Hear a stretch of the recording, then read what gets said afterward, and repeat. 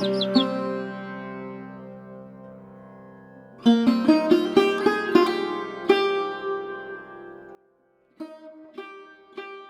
গ্রামটার নাম নিশ্চিন্দপুর। দারিদ্র এখানে মানুষের ঘরের দেয়ালের মতোই পুরনো, যেখানে পুরনো ভাঙা বাড়িতে বাস করে স্বপ্নবাজ পুরোহিত হরিহর, তার সংগ্রামী স্ত্রী সর্বজয়া আর তাদের দুই শিশু দুর্গা ও অপু। আজও চাল কম পড়ছে। হরিহর, তুমি বুঝতে পারছো না। সব বুঝি সর্বজয়া, কিন্তু চেষ্টা তো করছি। ভগবান নিশ্চয়ই কোনো পথ দেখাবেন। ভগবান সব সময় পেট ভরান না, মানুষকেই লড়তে হয়। এই ছোট উঠোনেই বড় হচ্ছে চঞ্চল দুর্গা আর কৌতূহলী অপু। দুজনের হাসিতে কিছুক্ষণের জন্য ভুলে যায় অভাবের কষ্ট। এই অপু, গাছটা দেখেছিস? আমগুলো কেমন লাল হয়ে গেছে। আজ আমি আম পারবো। দিদি, মা দেখলে মারবে, তুই মার খাবি। মার খেয়েই তো বড় হচ্ছি। নিশ্চিন্দপুরের প্রতিটা সকাল শুরু হয় কাজ আর চিন্তায়, বিশেষ করে সর্বজয়ার জন্য, যার ঘুমের চেয়ে দায়িত্ব বেশি। দুর্গা, বসে বসে কি করছিস? জলটা তো আনবি। আনবো মা, একটু দাঁড়াও না। এই একটু করতেই দিন চলে যায়। মা, আজ কি ভাত আছে? ভাত থাকবে না তো কি থাকবে? প্রশ্ন করিস কেন? কাল তো কম ছিল। থাক অপু, যা আছে তাই নিয়ে চলতে হয়। মা, আজ বাবা যাবে? যাবে? রোজিতে তো যায় কাজ খুঁজতে। আবার খালি হাতে ফিরবে? এসব কথা ছোটদের ভাবতে নেই। হরিহরের চোখে স্বপ্ন আছে, কিন্তু পকেটে নেই তার জোর। এই দ্বন্দ্বই তাকে প্রতিদিন ভাঙে। যদি একটা কাজ জুটত। আবার ওই খাতা? লেখা ছাড়লে মনটা বাঁচে না। মন বাঁচালে পেট বাঁচে? সব কথার উত্তর আমার নেই সর্বজয়া। বাবা, তুমি কি অনেক দূরে যাবে? যাব, কিন্তু ফিরে আসব। তুমি গেলে ঘরটা ফাঁকা লাগে। তোরা থাকলেই ঘর ভরা। এই সংসারের সবচেয়ে নীরব মানুষটি ইন্দির ঠাকরুন, যার বর্তমান প্রায় নেই, কিন্তু স্মৃতির ভারেই এখনো সে বেঁচে আছে। এই রোদটা আজ কেমন নরম না মা? হ্যাঁ ঠাকরুন, আজ আকাশটা হাসছে। একসময় আমিও এমন রোদে বসে গল্প করতাম। তুমি কাকে গল্প বলতে? আমার নাতিটাকে। তোর মতোই ছিল সে। সে কোথায় গেল? সে বড় হয়ে শহরে গেল, আর ফিরে এলো না। তাহলে তুমি একা হয়ে গেলে? মানুষ একাই আসে রে, একাই যায়। আমি তোমাকে একা থাকতে দেব না। তুই যতদিন আছিস ততদিন আমি একা নই। ঠাকরুন, রোদে বসে থেকো না বেশি। রোদটাই তো এখন গা গরম করে মা। শরীর খারাপ করলে কে দেখবে? আমি জানি, আমি বেশি দিন নেই। এসব কথা বলো না। ঠাকরুন, তুমি কি ভয় পাও? না রে, শুধু ভুলে যেতে ভয় পাই। আমরা তোমাকে ভুলবো না। এই কথাটুকুই অনেক। দুর্গামা, যদি কখনো আমাকে না দেখিস। আমি দেখব, তুমি কোথাও যাবে না। ভগবান যা লেখে তাই হয়। এই উঠোনেই, এই কথোপকথনের মাঝেই ইন্দির ঠাকরুন ধীরে ধীরে নিজের বিদায়ের প্রস্তুতি নিচ্ছেন, অথচ কেউ তা বুঝতে চাইছে না। এই ছোট সংসারে কেউ বিশ্রাম পায় না, শুধু একে অপরের মুখের দিকে তাকিয়ে চলতে শেখে। দুর্গা, বাইরে যাস না বেশি দূরে। যাচ্ছি না মা। আমি দিদির সঙ্গে থাকবো। আমি গেলাম। তাড়াতাড়ি ফিরো। চেষ্টা করব। উঠোনের এই শান্ত মুহূর্তেই দুর্গা আর অপু শেখে, বড়দের চোখের আড়ালে ছোটদের আলাদা একটা দুনিয়া থাকে। 1, 2, 3। দিদি, এই কাকড়গুলো যদি আম হতো। তাহলে তো আমরা খুব ধনী হতাম। ধনী মানে? যার কাছে যত খুশি আম থাকে। তাহলে আমরা গরিব? মা বলে, গরিব হলেও লজ্জা নেই। আমি লজ্জা পাই না। আমিও না। অপু, চুপচাপ বসে খেলিস। আচ্ছা মা। দিদি, মা দেখছে না তো? না, এখন চাল ঝাড়ছে। ওই গাছটা কি? আম গাছ। ওটা কিন্তু খুব মিষ্টি আম দেয়। আমরা কি শুধু দেখতে পারি? দেখতেই তো যাচ্ছি। তাহলে চলো। এই গ্রামটাকে বাইরে থেকে দেখলে খুব সাধারণ মনে হয়। কাঁচা রাস্তা, ভাঙা বাড়ি আর চারপাশে ছড়িয়ে থাকা নীরব দারিদ্র্য।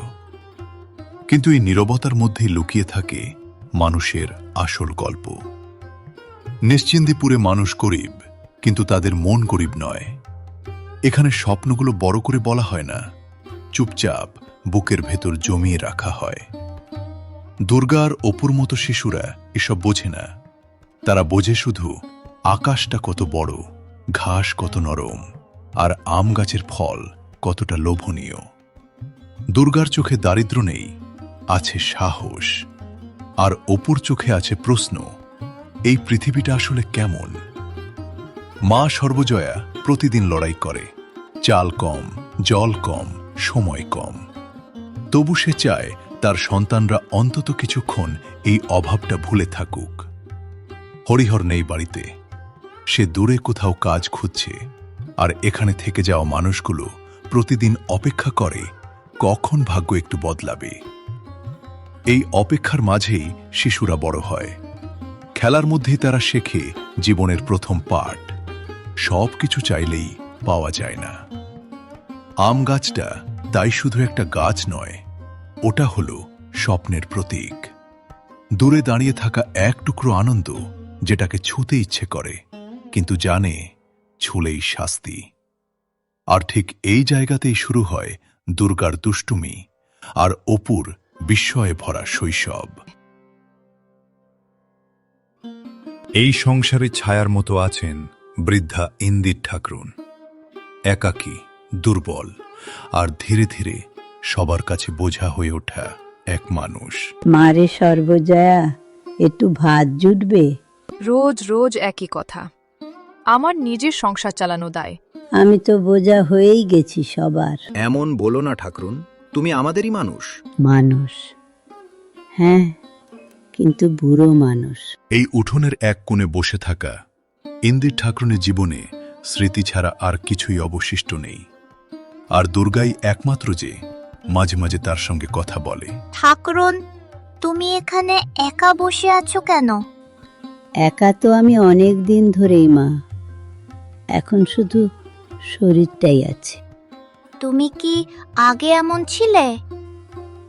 না রে, এক সময় আমারও ঘর ছিল, মানুষ ছিল। তাহলে তারা কোথায় গেল?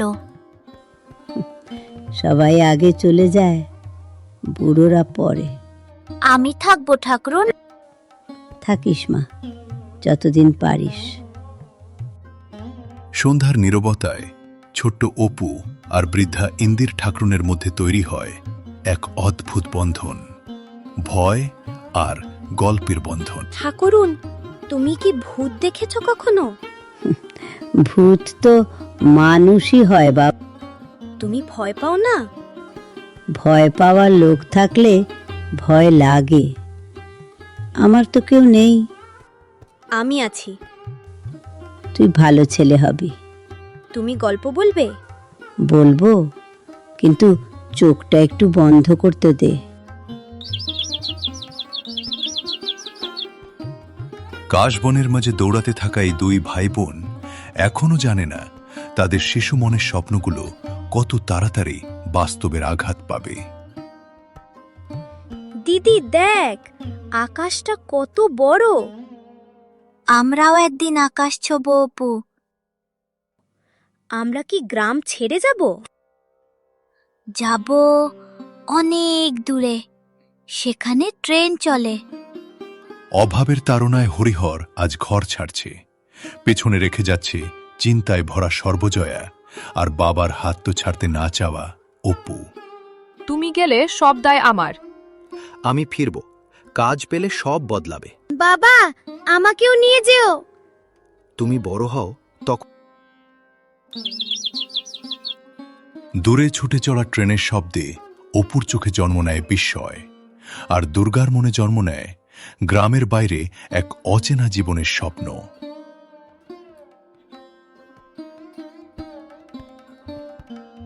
ট্রেন, চল দেখি।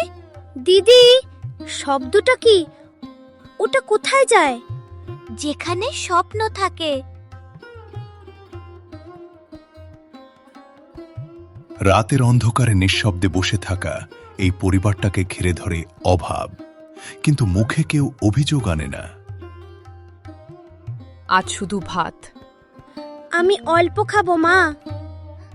আমার খিদে পায়নি মা। নিঃশব্দে জীবন থেকে সরে যাচ্ছেন ইন্দির ঠাকরুন, আর এই ঘর আরও একবার শূন্যতার স্বাদ পাচ্ছে। আমি বুঝি চলে যাচ্ছি। ঠাকুরুন, তুমি গল্প বলবে না? সব শেষ। বর্ষার ভেজা দিনে অসুস্থ দুর্গাকে ঘিরে অপুর ভয় আর সর্বজয়ার অসহায়তা ধীরে ধীরে গভীর হয়।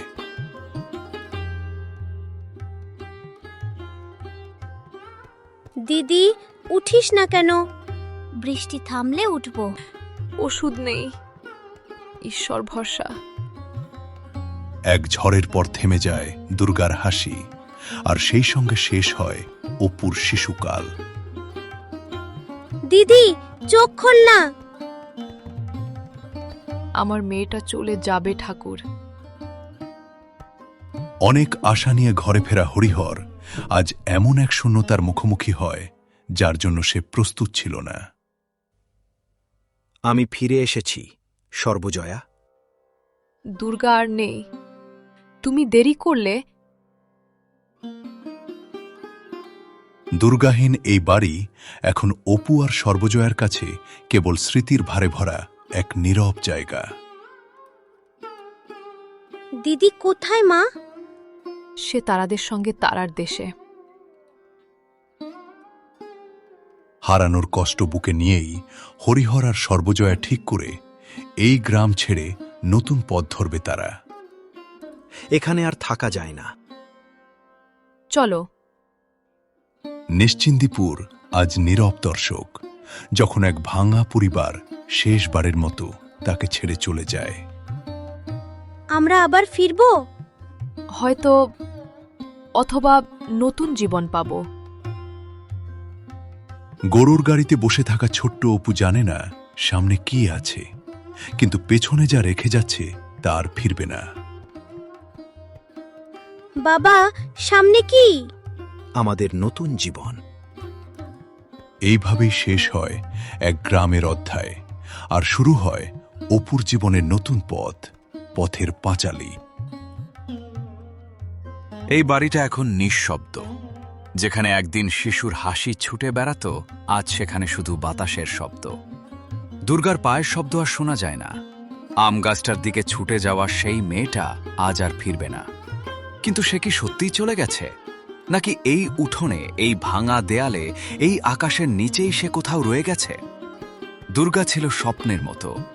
স্বপ্ন যেমন হঠাৎ আসে, আবার হঠাৎ করেই ভেঙে যায়। অপু এখনো বোঝে না মৃত্যু মানে কি। সে শুধু জানে দিদি আজ গল্প বলেনি, হাসেনি, আর হাত ধরে নিয়ে যায়নি। শৈশবের সবচেয়ে কঠিন পাঠ এইভাবেই শেখানো হয়, কোনো বই ছাড়া, কোনো প্রস্তুতি ছাড়া। সর্বজয়ার চোখে এখন আর জল নেই। জল ফুরিয়ে গেছে অনেক আগেই। তার চোখে শুধু ক্লান্তি আর একটা প্রশ্ন যার কোনো উত্তর নেই। হরিহর ফিরে এসেছিল আশার পুকলি নিয়ে, কিন্তু ঘরে ঢুকে দেখল সবচেয়ে বড় অভাবটা কখনোই পূরণ করা যাবে না। এই গ্রামটা মানুষ কেড়ে নেয়, কিন্তু স্মৃতি রেখে দেয়, আর সেই স্মৃতিগুলোই মানুষকে বাঁচিয়ে রাখে। এই পথটা তাই শুধু মাটির পথ নয়, এটা জীবনের পথ, যেখানে হারিয়ে যেতে হয়, চলতে শিখতে হয়, আর না চাইতেই বড় হয়ে যেতে হয়। গরুর গাড়ির চাকার শব্দের সঙ্গে সঙ্গে একটা অধ্যায় শেষ হয়, আর একটা শুরু হয়। নিশ্চিন্দপুর পিছনে পড়ে থাকে, কিন্তু তার গল্প থেকে যায় অপুর চোখে, সর্বজয়ার নিঃশ্বাসে, আর আমাদের হৃদয়ে। কারণ কিছু গল্প শেষ হয় না,